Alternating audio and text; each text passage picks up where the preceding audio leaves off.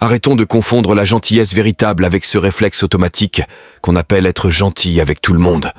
Soyons clairs dès le départ. Je ne parle pas ici de compassion, je ne parle pas d'empathie, ni de bonté authentique. Ces qualités sont essentielles, elles sont précieuses. Ce sont des forces humaines profondes, capables de créer des relations solides, des communautés saines et de favoriser l'entraide. Mais ce n'est pas le sujet ici. Ce dont je parle, c'est de cette habitude inconsciente, presque compulsive, de vouloir plaire à tout le monde. Ce besoin incontrôlé de dire oui à tout, de faire plaisir, de ne surtout déranger personne, quitte à s'oublier soi-même, quitte à piétiner ses propres limites, à sacrifier son énergie, son temps, sa santé mentale, sa paix intérieure. Cette posture sociale, qu'on appelle à tort gentillesse, détruit lentement ton système nerveux. Avant d'aller plus loin, prendre quelques minutes pour s'abonner à la chaîne pour plus de contenu et rester jusqu'à la fin de la vidéo pour découvrir ces conseils précieux. Ton cerveau n'a pas été programmé pour être universellement aimé. Il n'a pas été conçu pour plaire à tous, pour t'adapter à chaque opinion, à chaque attente, à chaque regard. Il a été construit pour survivre, pour focaliser son attention, pour atteindre des objectifs avec intensité et constance. À chaque fois que tu dis oui à quelque chose qui va à l'encontre de ton instinct, ton corps ne te félicite pas pour ta noblesse. Non, il perçoit cela comme une menace. Plaisir constant égale stress constant. Le fait de vouloir toujours faire plaisir aux autres, de tout lisser, de ne jamais dire non, déclenche une série de réactions biologiques en chaîne. Ton niveau de cortisol monte, ton système nerveux autonome entre en état de vigilance, ton attention devient fragmentée. Tu te mets toi-même dans un mode de survie sociale, comme si chaque interaction devenait une épreuve, un danger potentiel. Et le pire, c'est que tu crois faire le bien. Tu crois que c'est noble d'être gentil, de t'effacer pour le confort des autres. Mais biologiquement, tu es en train de t'abîmer. Tu n'es pas venu sur cette terre pour être un mur d'absorption émotionnelle. Tu n'es pas une éponge destinée à absorber le stress, la colère ou les attentes non assumées des autres. Tu es ici pour construire, pour bâtir ta vision, ton bien-être, ton intégrité, et tout cela nécessite des limites claires. La plasticité cérébrale, cette capacité du cerveau à évoluer, à s'adapter, ne se déclenche pas dans le confort. Elle se manifeste dans le frottement, dans l'inconfort assumé, dans les choix difficiles mais cohérents.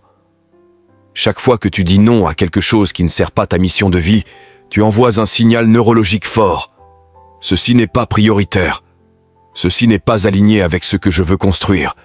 Tu redeviens le chef d'orchestre de ton énergie. Tu reprends les commandes de ton esprit. Alors oui, certains te diront que c'est égoïste, que mettre ses besoins en priorité, c'est manquer de cœur. Mais pose-toi cette question simple. Comment peux-tu sauver quelqu'un de la noyade si tu t'écroules toi-même? Tu ne peux pas offrir ce que tu n'as pas nourri en toi. En réalité, vouloir être agréable à tout le monde revient souvent à se trahir soi-même. C'est choisir le silence alors qu'on a besoin de s'exprimer. C'est éviter le conflit alors qu'il est nécessaire. C'est sourire quand, au fond, quelque chose hurle en nous. Et voici ce que peu de gens comprennent. Cette trahison intérieure n'est pas qu'émotionnelle. Elle est neurologique. À chaque fois que tu renonces à ton authenticité pour maintenir l'harmonie extérieure, tu actives un circuit dans ton cerveau, le Salience Network. Ce réseau commence à scanner ton environnement à la recherche de dangers sociaux, de signes de rejet, de désapprobation. Ton cerveau interprète la situation comme une alerte. Il libère des hormones de stress. Tes pupilles se dilatent, ton cœur s'accélère, tes intestins se contractent, ton cortex préfrontal, responsable de la concentration, de la planification et de la prise de décision, se désactive partiellement. Tu perds ta clarté, tu deviens hypervigilant, tu n'es pas en paix, tu es en alerte permanente. Et tu sais ce qui est le plus dangereux? C'est que tu t'y habitues. Ton système nerveux s'adapte à cette forme de stress chronique. Tu commences à te réveiller fatigué. Tu as du mal à te concentrer. Tu ne sais plus ce que tu veux vraiment, parce que tu as trop longtemps mis tes désirs en sourdine. Ce n'est pas un problème de volonté. Ce n'est pas que tu es faible. C'est que ton cerveau a été conditionné à croire que être toi-même est un danger. Et tant que tu continueras à te faire passer après tout le monde, ton esprit restera enfermé dans cette boucle de stress, d'anxiété et d'épuisement. Alors, il est temps d'arrêter de confondre gentillesse et sacrifice. Il est temps de comprendre que la vraie bonté commence par le respect de soi. La gentillesse authentique vient d'un endroit solide. Elle naît d'un choix conscient, pas d'un réflexe dicté par la peur. Elle est guidée par le cortex préfrontal, le siège de l'empathie, de la sagesse, du discernement. Elle dit « Je te vois, et je choisis de te soutenir, sans me nier. » Mais le besoin irrépressible d'être gentil tout le temps, lui, vient d'un tout autre endroit. Il est dicté par l'amygdale, par l'instinct de survie sociale, par la peur du rejet. Ce n'est pas une décision, c'est une réaction automatique.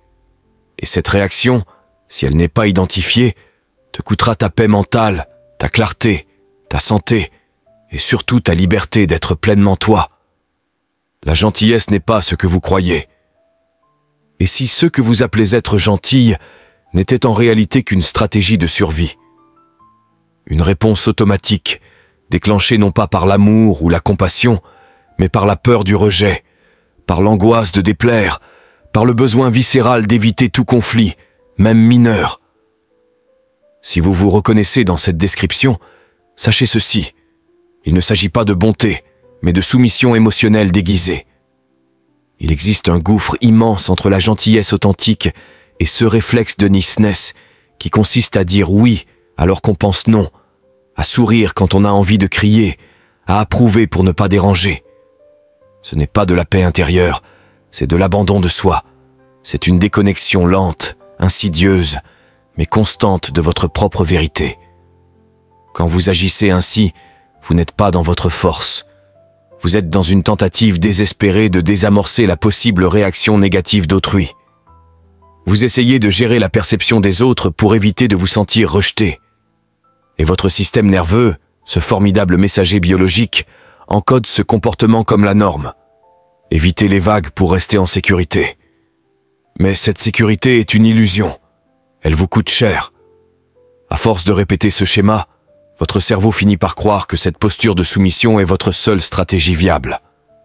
Vous vous programmez à rechercher l'approbation extérieure au lieu d'écouter votre boussole interne. Vous devenez un caméléon social, toujours en train de vous adapter, jamais en train de vous affirmer. Votre comportement se filtre constamment à travers une seule question. Est-ce que cela va plaire? Au lieu de « Est-ce que cela me respecte ?» Et c'est là que le piège se referme. Vous êtes peut-être perçu comme facile à vivre agréable, voire adorable, mais intérieurement, votre biologie paie le prix fort. Car ce n'est pas un état de connexion, c'est un état de conformité. Et l'être humain n'a pas été conçu pour prospérer dans la conformité émotionnelle. Il a été façonné pour évoluer, pour diriger, pour créer, pour réagir à l'environnement avec authenticité. Lorsque vous étouffez cette authenticité, vous sabotez le mécanisme même qui vous permet de rester aligné, résilient et vivant. Votre cerveau n'obtient plus les retours nécessaires pour ajuster vos comportements à vos valeurs profondes. C'est là que commence le vrai coup de la gentillesse toxique. Il faut distinguer deux réalités radicalement différentes. La gentillesse choisie et la gentillesse imposée. La vraie gentillesse naît d'un choix conscient, d'une décision calme et régulée du cortex préfrontal, cette région du cerveau responsable de la réflexion stratégique et de l'intelligence sociale. Elle repose sur la liberté. Vous décidez d'être bienveillant, non pas pour éviter quelque chose, mais parce que cela vous ressemble. Et quand cette décision vient de votre alignement intérieur, votre système nerveux reste stable, centré, clair. Vous êtes en contrôle. Mais la gentillesse compulsive, cette incapacité à dire non, cette peur panique de déranger, cette tendance à vouloir tout lisser n'est pas un signe de maturité émotionnelle. C'est une trace profonde de conditionnement précoce. Votre cerveau, à travers l'activation de l'amygdale, le centre de la peur entre en mode survie. Ce n'est plus une réponse sociale. C'est une alerte silencieuse. Et là, au lieu de fuir ou de combattre, vous vous soumettez. Vous riez à des choses qui ne vous font pas rire. Vous feignez l'indifférence alors que ça vous blesse. Vous vous effacez. Et chaque fois que vous agissez ainsi, vous affaiblissez les circuits neuronaux de votre souveraineté personnelle. Vous envoyez un message clair à votre cerveau. Mon confort intérieur ne vaut pas le risque de déplaire. Avec le temps, ce message devient un automatisme. Vous n'agissez plus selon vos valeurs, mais selon les attentes supposées des autres. Votre identité se fragmente. Vous ne savez même plus ce que vous voulez vraiment, parce que vous n'avez jamais été conditionné à écouter vos propres désirs. Et pendant ce temps, votre système nerveux s'effondre lentement sous le poids de cette pression invisible. Car à chaque fois que vous cherchez à plaire à tout le monde, vous détournez votre énergie de ceux qui comptent vraiment, votre mission, votre clarté, vos objectifs. Au lieu de vous connecter à vos priorités, votre attention se disperse dans la peur d'être mal perçu. Votre cerveau entre dans une boucle de surveillance sociale permanente. Vous commencez à ruminer. Est-ce que j'ai dit la bonne chose? Est-ce qu'il l'a mal pris? Est-ce qu'on m'en veut? Ces pensées prennent toute la place. Elles brouillent votre signal intérieur. Elles volent votre lucidité. Elles détournent votre concentration. Vous êtes là, mais vous êtes ailleurs. Parce que votre énergie mentale est entièrement accaparée par une seule chose, la peur d'être rejeté. Et cette peur s'infiltre partout, dans votre sommeil, votre respiration, vos décisions. Votre variabilité cardiaque diminue, votre récupération s'effondre, votre créativité s'éteint, votre cerveau n'analyse plus, il s'excuse, il ne planifie plus, il s'ajuste en permanence. Et cette adaptation permanente n'est pas de la résilience, c'est de l'auto-effacement. Mais voici la vérité que personne ne vous dit. Le cerveau humain n'a pas été conçu pour obtenir l'approbation universelle. Il a été conçu pour suivre la vérité, pour créer, pour prendre position. Et cette vérité intérieure ne s'active pas dans la facilité. Elle s'active dans l'effort conscient. Le cerveau ne se transforme pas dans le confort. Il se transforme dans la friction, dans la tension, dans l'inconfort volontaire. Quand vous osez dire non là où vous disiez toujours oui, et que vous ressentez cette vague d'anxiété ou de culpabilité, ce n'est pas un échec. C'est la preuve que votre système nerveux est en train d'apprendre quelque chose de nouveau. Ce malaise, c'est le signal biologique du changement. Vous êtes en train de reprogrammer vos réponses. Car c'est cela, la neuroplasticité. Ce n'est pas une affirmation répétée devant un miroir.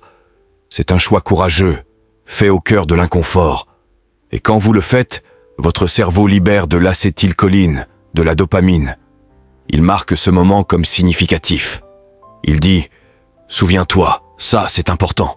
C'est ainsi que se construisent les vraies habitudes de transformation, celles qui forgent une nouvelle identité. Et cette identité n'a rien à voir avec être aimé de tous. Elle a tout à voir avec être fidèle à vous-même. Il existe une illusion profondément ancrée dans notre société. Croire que plaire aux autres est une qualité essentielle, un gage de réussite sociale, une marque de bienveillance. Mais en réalité, s'efforcer continuellement d'être aimé, au détriment de son authenticité, n'est pas un signe de force intérieure, c'est une stratégie de survie. Et cette stratégie, aussi subtile soit-elle, a un coût biologique, neurologique et émotionnel. Chaque fois que vous choisissez d'éviter un désaccord, de dire oui alors que tout en vous crie non, que vous étouffez votre vérité pour préserver le confort des autres, vous envoyez un signal clair à votre système nerveux. Ma vérité ne compte pas. Et ce message répété, jour après jour, finit par altérer la structure même de votre cerveau. Vous réduisez votre capacité à évoluer, à apprendre, à développer votre résilience cognitive. Vous ne vous adaptez pas, vous vous bridez. La croissance neuronale, cette capacité du cerveau à créer de nouvelles connexions, à affronter des situations complexes avec clarté et flexibilité, dépend de votre disposition à vous confronter à l'inconfort. Les personnes qui osent poser des limites, avoir des conversations difficiles, faire face à l'incompréhension ou à la critique, activent un mécanisme puissant, la résilience métacognitive. Cela signifie qu'elles peuvent observer leurs émotions, leurs pensées, leurs réactions, sans en être prisonnières. Elles développent une lucidité mentale, une stabilité émotionnelle qui ne dépend plus du regard extérieur. En revanche, ceux qui fuient, Ces moments inconfortables, par peur de déplaire, restent coincés dans une boucle de stress superficielle et inefficace. Leur réponse au stress devient prévisible, pauvre en nuances, incapable de les faire grandir. Le vrai développement intérieur ne naît pas de la complaisance, mais de l'intégrité face à la pression. Pas de cette volonté de tout lisser, de faire plaisir, de ne jamais froisser, mais du courage de rester fidèle à soi-même, même lorsque c'est difficile. Et cela va bien au-delà du simple bien-être émotionnel. D'un point de vue neuroscientifique, chaque fois que vous acceptez de faire quelque chose qui ne respecte pas vos priorités, vos valeurs ou votre niveau d'énergie, vous ne faites pas simplement preuve de gentillesse. Vous dispersez votre attention. Or, l'attention est une ressource limitée, gouvernée par votre cortex préfrontal, en collaboration avec des systèmes neurochimiques comme la boucle noradrénergique, le locus coeruleus, responsable de votre capacité à rester concentré sur l'essentiel. Mais à force de vous plier aux attentes des autres, de répondre aux moindres sollicitations, de réguler en permanence les émotions de votre entourage, vous éparpillez cette ressource. Vous diluez votre énergie mentale sur des tâches qui n'ont souvent aucun impact réel. Le résultat ? Ce n'est pas simplement de la fatigue, c'est un épuisement cognitif, pas celui qui suit un effort créatif ou productif. Non, un épuisement stérile, celui qui naît d'un enchaînement de micro-trahisons envers soi-même. Et ce n'est pas tout. Votre système de motivation, basé sur la dopamine. Ce neurotransmetteur qui vous pousse à agir, à avancer, fonctionne bien uniquement lorsqu'il est aligné avec des objectifs internes. Lorsque vous poursuivez quelque chose de profondément significatif. Mais si vos actions sont dictées par la peur du rejet ou le besoin d'approbation, la production de dopamine s'aplatit. Vous n'éprouvez plus de satisfaction, même si, en apparence, vous avez tout bien fait. Vous ressentez un vide, un manque d'accomplissement, car votre cerveau sait que vous n'avez pas agi par conviction, mais par soumission émotionnelle. Avec le temps, cela entraîne une forme de résignation psychologique. Vous avez l'impression de faire beaucoup, mais d'en retirer très peu. Vous commencez à douter du sens de vos efforts. Vous vous demandez pourquoi, malgré toutes vos concessions, vous vous sentez toujours aussi vidé. Et la réponse est claire. Vous investissez votre énergie mentale dans ceux qui vous épuisent, et non dans ceux qui vous construisent. Ce mécanisme de suradaptation entraîne un autre phénomène plus sournois encore, la fragmentation identitaire. À force de modeler vos comportements selon ce que les autres attendent de vous, vous perdez peu à peu le contact avec ce que vous voulez réellement. Vos décisions ne reposent plus sur vos valeurs, mais sur des projections extérieures. Vous souriez quand vous avez envie de crier. Vous acquiescez alors que vous êtes en désaccord. Vous riez pour masquer la tension. Ce n'est pas de la gentillesse, c'est une réponse de peur.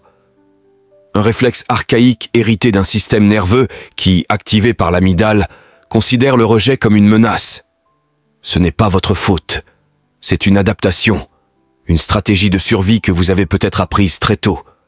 Mais ce n'est pas durable, car chaque fois que vous calez votre comportement sur les attentes des autres, vous affaiblissez les circuits neuronaux de l'autodirection.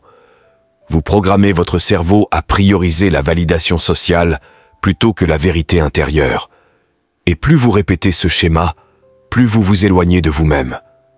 Finalement, votre cerveau n'est plus dirigé par une vision claire.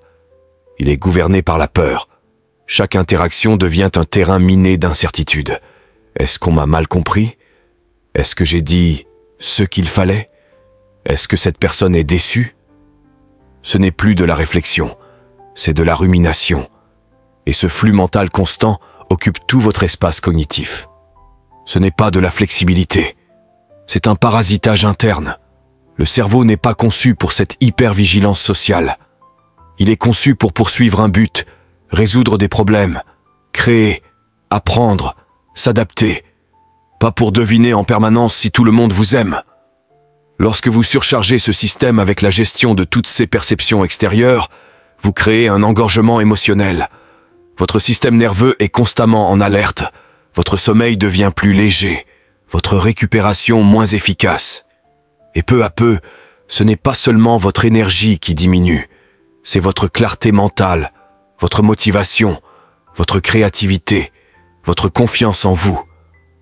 Alors si vous vous sentez constamment fatigué, dispersé, démotivé, ce n'est peut-être pas une question de discipline.